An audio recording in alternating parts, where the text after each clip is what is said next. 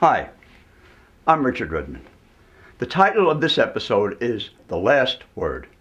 It's a story about a husband, John Mercer, who is haunted by the fact that his dying wife, Irene, always had to have the last word, regardless of what. What did he expect? He's married.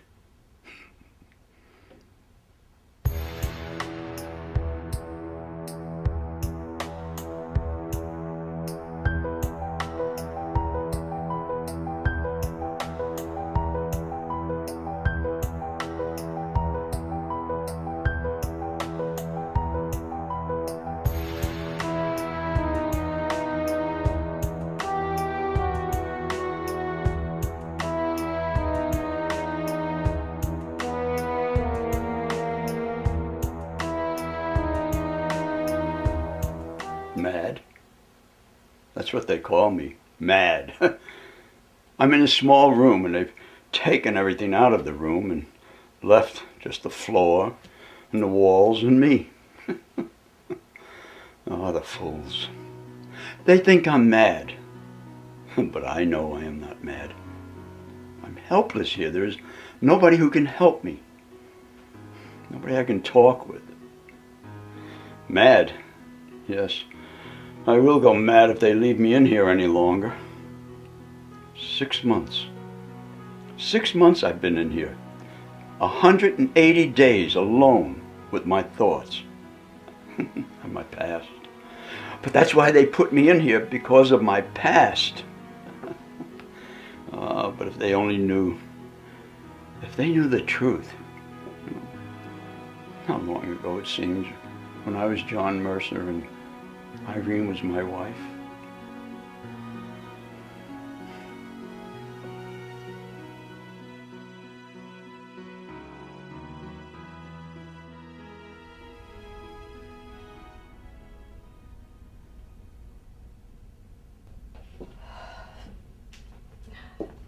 John, dear, that pain is coming back again. I can hardly breathe. Do you want me to get you your medicine? No, I wish you'd find a more competent doctor for me. Dr. Blair seems nice enough, but I don't think he's helping me. The pain keeps coming back. Are you sure he's the most expert man for my case? Yes, darling, he is. I've tried everyone else. You know how much time I've spent trying to obtain the best medical aid for you. Perhaps Dr. Blair can find a remedy, a different tonic. That's the way it's always been. Different medicines, different tonics, different everything. But nothing seems to be helping me. I'm afraid. It's been 2 years now, and I'm worse. Please, dear, have patience. Patience? You expect me to have patience when I'm slowly dying? John, something has to be done to help me. Something will be done. Something must be done.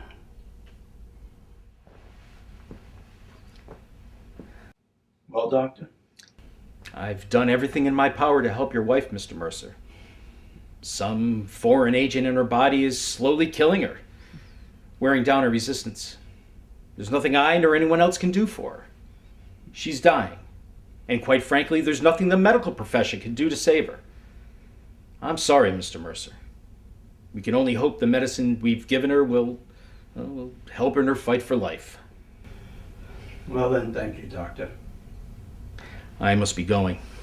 Good night, Mr. Mercer. Good night, doctor. My butler will show you out.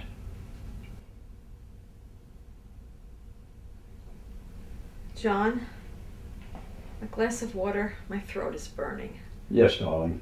And the medicine. But you've taken it already. Too much may not be good for you. Please, John, the medicine. As you wish, darling. And please tell Henry to bring me a pen and some paper. I have to write something before I... Irene died 2 days later. Nothing could save her. Dr. Blair did everything in his power, but it was futile. I couldn't stay in that big house of ours alone. Everything I touched, everything I saw reminded me of Irene. Her being permeated the entire house. And if I had stayed on after her death, I would have gone mad. I terminated my business affairs and I went abroad for several months. Oh, but no matter where I went, Irene was there, following me, constantly hovering about me. I returned home.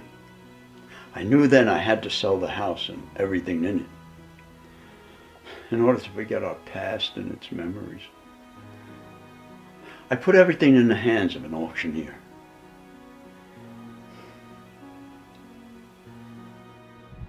Did you get everything you wanted at Mr. Mercer's auction? I got the silver set and some of that beautiful crystal my wife wanted. Yes, I got that beautiful solid mahogany table and some window decorations. I got them rather cheap considering their quality. Did you notice Mr. Mercer standing at the piano? He looked so old and worn. He must have suffered much. Yes, poor man. He was so devoted to his wife. He was constantly at her side at parties and affairs. He never left her for a moment. You know how ill she was. Well, I remember once at a dinner at a friend's home. John and Irene were there, and they were off in a corner all by themselves. Dinner was about ready to be served, and I noticed John take a small bottle out of his pocket. So Irene's not looking too good. Anything wrong with her? Yeah, there's a lot wrong with her. Here, dear, your medicine. Before you begin your dinner, Do I have to take that awful stuff here? Can't we wait till I get home? you heard what the doctor said. Here, I'll put some in the glass. No one will know. They'll think it's wine. It looks so much like it. What will people think if they see you pouring that into my drink? I don't care what they'll think. I'm only thinking of you. Well, what's going on with Irene? Is she okay? She doesn't look good at all. I'm worried about her. Yeah, she doesn't look good at all. What is she taking?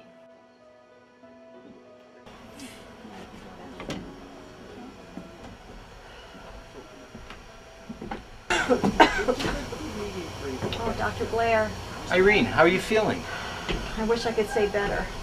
Have you been taking the medicine? Yes, I've been taking it just like you told me 3 times a day, but it doesn't seem to be helping. Well, maybe I can look into maybe upping the dosage a little bit. Or something else maybe that might work better. I'll see what I can do. Appreciate it. You take care of yourself, dear. Thank you, doctor.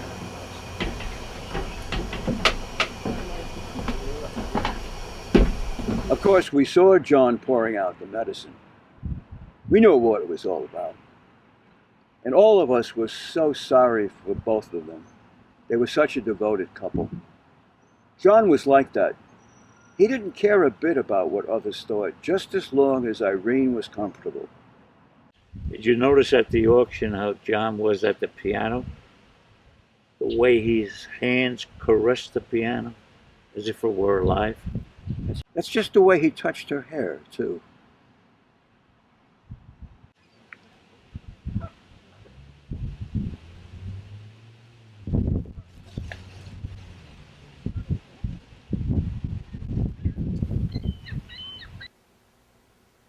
Like misers, they hunted bargains. The things Irene and I used, things that were part of our life together. Even the piano, that too must go. The way they watched me. I saw them, the pity in their eyes. It's not pity I want. Peace and quiet, that's what I wanted. Quiet. Oh, how many times Irene sat at the piano and her fingers moved over the keys, her long white fingers. I wonder what her thoughts were when she played her favorite song for me. How beautiful her hair was with the light falling over it. And the way she would turn her head and look at me as she played.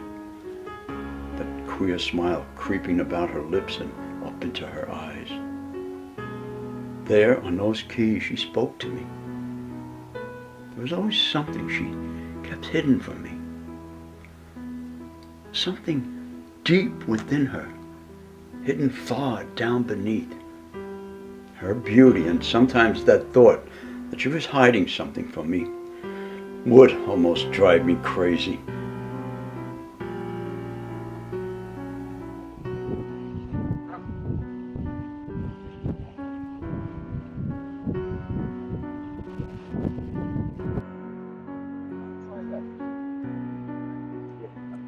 Give it a shot. Yeah. 56 yards.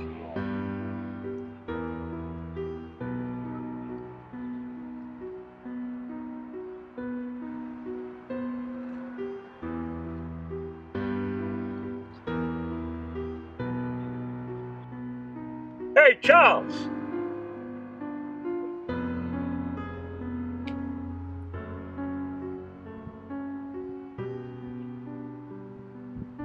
What are you doing here? Nice to see you. Hello, partner. Hey, Peter. Just out for a walk. Hey, the last time we saw you was at John's auction. I know. You should have stayed. Why? Shortly after you two left, John stopped the auction, threw everyone out. He went ballistic, yelling at everyone to get out. Called everyone jackals, vultures. He must be going mad. Oh, fiddlesticks. John's still upset about Irene's death. He probably couldn't stand watching the precious pieces of furniture that they used go out of the house. Charles, it doesn't surprise me. Why, I tell you, I noticed a crazy look in his eyes. It was positively mad. Yes, I noticed the same thing. That's just what it was. I really think he's going mad. Rubbish. But John's as sane as I. And you know what else I heard? John Mercer goes to his wife's grave every night. He's been seen there. You could see her grave from the road. And one evening, the Wileys were driving by, saw him up there alone, standing over his wife's grave.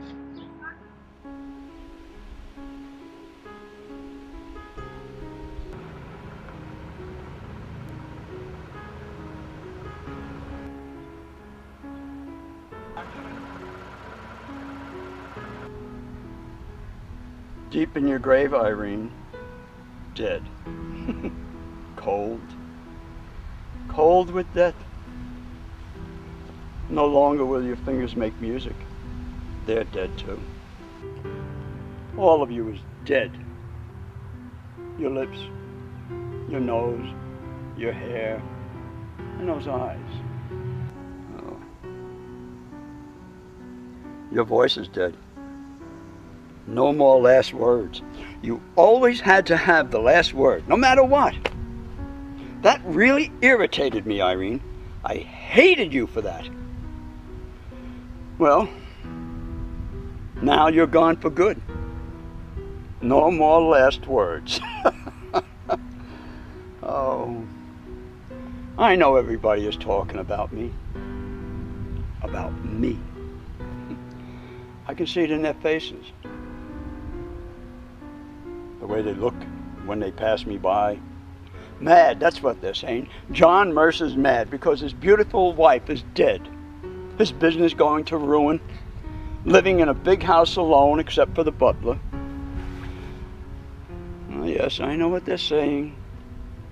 John Mercer's going mad because his wife is dead. I can see the cars going by the cemetery.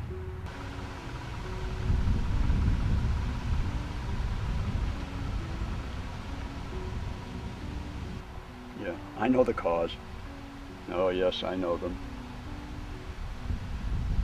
And you would know them too, Irene, if you weren't dead.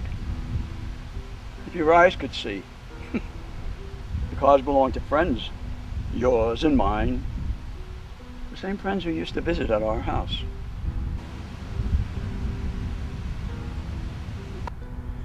But now they don't visit anymore because you're dead. And they think I am mad. Oh.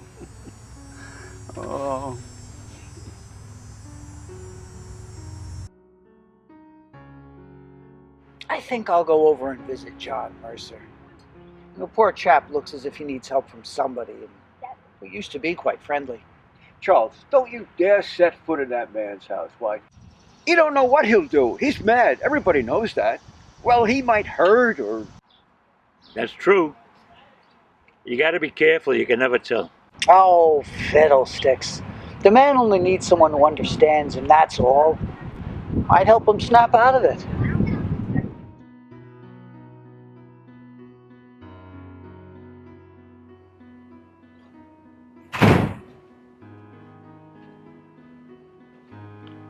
Oh, hello, Henry.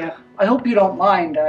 Door was open, so I just let myself in. No, no problem, sir. How do you do, Mr. Charles? May I help you, sir? Yes, sir. Is Mr. Mercer in? Well, yes, but he's not seeing anyone just now. Of course, you understand, sir. Well, it won't do any harm. I just want to say a few words. No, I'm sorry, sir. No, I'm under the strictest orders not to let anyone in. No, he's quite insistent about that one, sir. I won't be a minute, Henry. Just say hello. Tell them to get out. Throw them out. I don't want any visitors. Yes, sir. You see, sir, how he feels about having anyone visit him. Yes, Henry. I see. Well, good luck. I'll show myself out. Yes, sir. I'm sorry.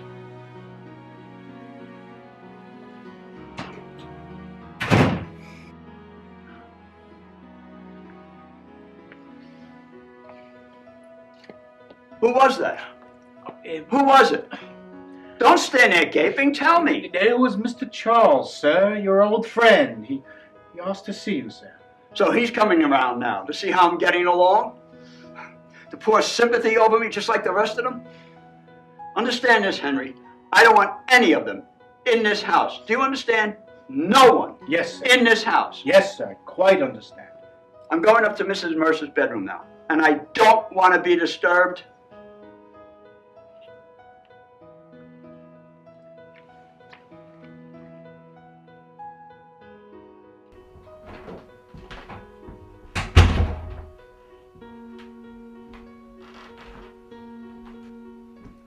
Ah, there you are, Irene, in your pretty frame. How beautiful you look. How quiet and calm your face is. Everything was so casual about you. That tiny smile about your lips, as if it just sneaked out of your mouth without your knowing it. Here, in this room, you would sit for hours, fixing your hair and face, touching it ever so gently, looking into your own beautiful face. Oh, how much you loved your face. It was your greatest treasure. And how carefully you would watch it from day to day when you were sick, to look for any telltale signs of sickness on it. But no matter what you did, the little lines began to show on your face. Nothing you could do could keep them away. First around your eyes, and then around your mouth. Oh yes, Irene. How many times I saw you when you thought I wasn't looking. When you realized that your beauty was dying just as your body was. Yes, you knew you were dying, but you didn't know why. No one knew why you were dying. But I knew. I knew because I was killing you. Oh, but oh, so cleverly, so slowly I killed you, Irene. Because I hated you. I hated everything about you. Your hair and your eyes and your lips. The way you smiled, the way you talked. The way you played the piano. Remember how you would look at me when you played your song? How difficult it was for me not to get up and put my hands about your beautiful throat and strangle you. But strangling was too quick a death for you. You had to die slower so that you could watch your beauty fade. That hurt you, didn't it, Irene? You didn't know how I hated you because you always had to have the last word in our affairs. I didn't count. It was your word all the time that mattered. But now, you haven't the last word. You're dead, Irene. Dead. I have the last word now. Your pretty mouth can't speak the last word now. But mine can, because I'm alive. How many times have I insisted that you take your medicine? Because every time you took it, you were closer to death. I was poisoning you, Irene, slowly, ever so slowly, watching you die week after week, month after month. It took a long time, but that made my pleasure last longer, watching you die, knowing that someday I would have the last word, and not you, you fiend, you witch. I hated you.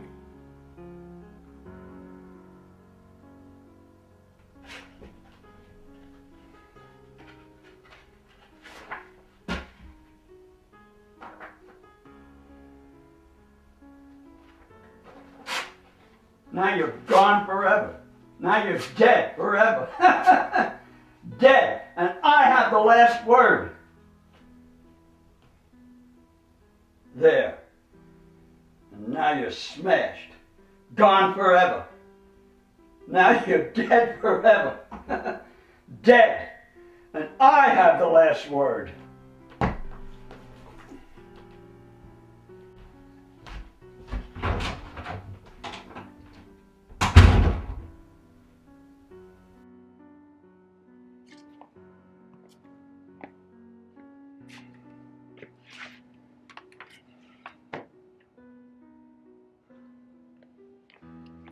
I told you, don't bother me. I know. I don't want to be disturbed. I know, sir. Get out. But this is important, sir. Here is a letter that your wife told me to give to you. She wrote it just before she passed away. And she told me to give it to you when I was sure that you were in her room.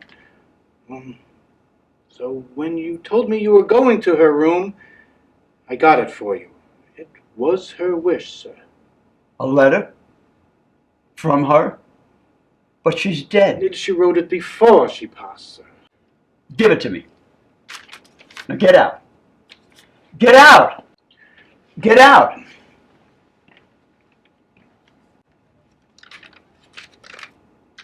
A letter. Before she died. From me? Here on the envelope it says, to John. Yes, I'm John. But I don't want to open it. It's something fiendish. Only she could think to do something like this. Send me a letter after she died. But I must open it. I've got to read it.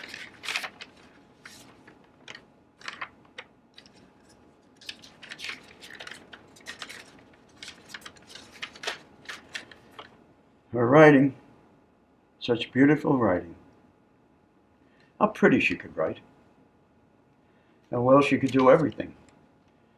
Even send me a letter from the grave. Dated May 8th, the day she died. Dear John, I know what a surprise this letter will be to you upon receiving a letter from me after I have died. I know how much it will shock you, but please, John, don't be. Nothing should shock you now. Not after what you have done to me. You were such a devoted husband, weren't you, John? Caring for me, looking after me with such diligence, making sure that I took my medicines regularly, getting the best doctors in the country to diagnose my sickness. How you gloated when they threw up their hands in despair, giving up, not knowing what was wrong with me. How attentive you were when we went visiting friends so that people could say, John is so good to her. Oh yes, John, I knew all that and more. I knew what you were putting in my medicines. That was why you wouldn't let anyone but yourself get the prescriptions filled out. Why only you measured out the teaspoonfuls for me. to make sure I got enough of the poison you were putting in the bottles. But you'll wonder, if I knew this, then why didn't I do something about it? Because I knew you hated me. I tell you, John, because I knew I was going to die anyway. That's something you didn't know. There was something wrong with me. The doctors knew, and I told them not to tell you for fear it would disrupt your business affairs and make you miserable. Ah, yes, John. I too had my secret. So I kept on taking your poison, because I had to die and that would hasten my death. I always had the last word in everything, and that too bothered you, didn't it, John? You think that you had killed me and thereby spoke that last word. But now you know you didn't. And now, as always, I have the last word.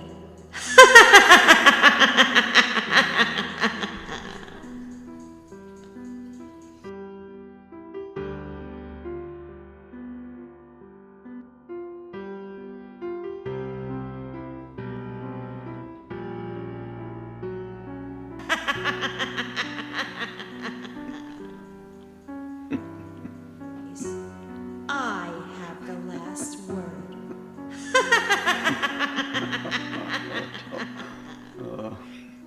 Tell me. Tell me. In God's name. Am I mad?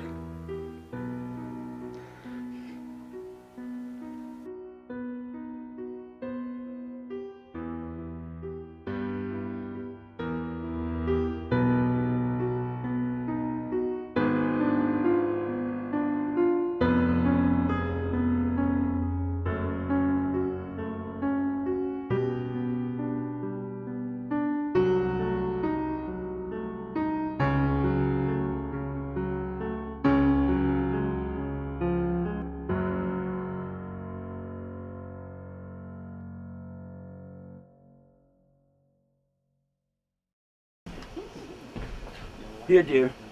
You want. You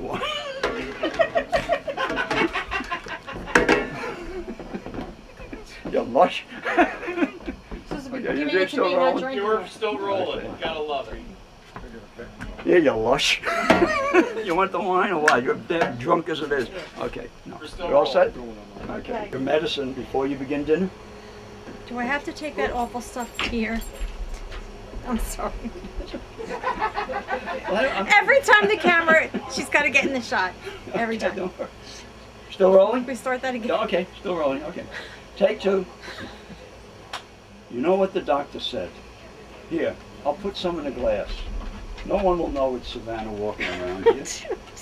Mark, you're supposed to keep her over there. The Mark, scene stealer. Mark, the dog, hello. No, she can't be in it. Keep her over there.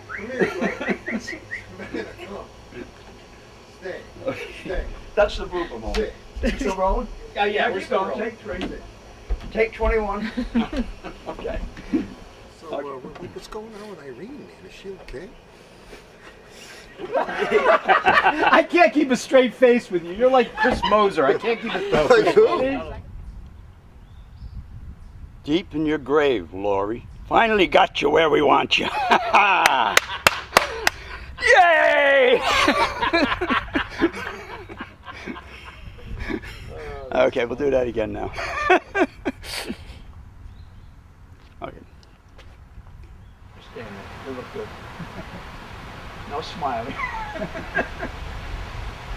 Matter of fact, I'll even read the line. Here's a rolling. And walk slow too, okay? Action. Yes, I noticed the same thing. You have to be careful. You can never tell. No, we'll do it again. I missed it. Yeah. I dropped something there. Okay, Upon receiving a letter from me after I have died, I know. good. The star. The star. The star. Yeah. Action. Hello there. We're here today at Peekskill Park, filming a scene from The Last Word. What's that great film? Robert De Niro, James Woods. What's that Irish guy? Yeah, you're him anyway. You'll notice that as these people get older, they lose their memory. We're having a what? What'd you say? We're having a great time. James Wood. Yeah. James Wood. That's right. Yeah, James Wood. Tyler Clipper. Tyler Clipper. Tyler Clipper.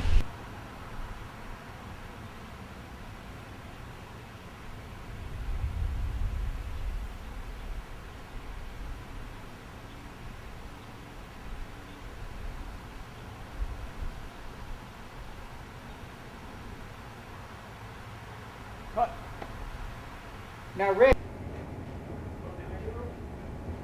All right, we're rolling. Okay. Ready and action.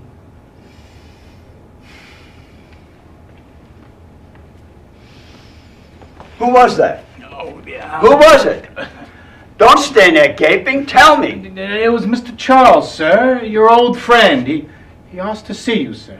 Oh, so he's coming around now. Do another one. So he's coming around now. To see how I'm getting along. Come on, the mountain, Okay. Wendy. To see how I'm getting along. Cut. Cameras are rolling. And action.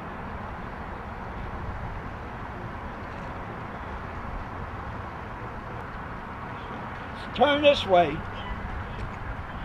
Doug, look towards me. Okay, cut. If the poor chap probably only needs. Poor chap looked. Okay, don't worry. Okay. Don't ring in anyway. The bells are ringing. The bells are St. Mary's. Bells are... Keep the camera going. He got his hand. What is it, 11 o'clock? Is that what the bells are for? They do the time thing. Oh, yeah?